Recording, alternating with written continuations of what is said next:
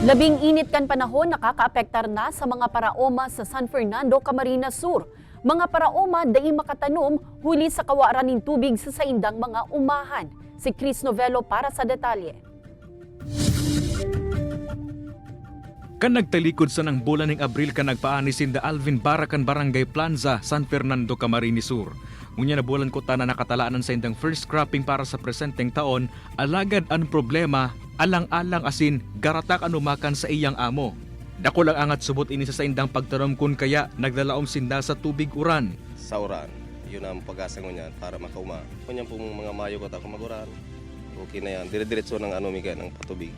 Anibangani sa mga paraoma sa lugar, nagpapadagdag na nin di bombang irigasyon. May irigasyon man kota sa lugar alagad ay man subot supisyente para matubigan ang mga umahan sa lugar.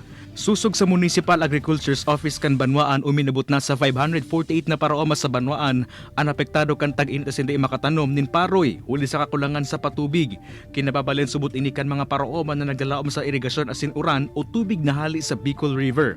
Uminabot naman sa nasa 562.21 hektare ning umahan ang apektado kan insidente. Ining plants ang pinakadakulang inaapod na rainfed areas. Kasi nasa siya, medyo halangkaw ang lugar niya.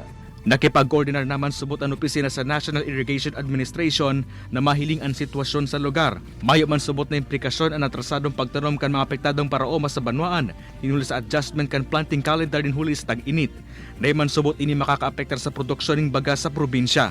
Sufficient man ang sa tuyang sa Banwaan pag-abot po sa rice sufficiency base mo sa samuyang food security plan, itong situation nasa kita lampas man sa 100 plus self-sufficiency. Kay Banan si Jovel Obiso, Chris Novello, Balitang Bicolandia.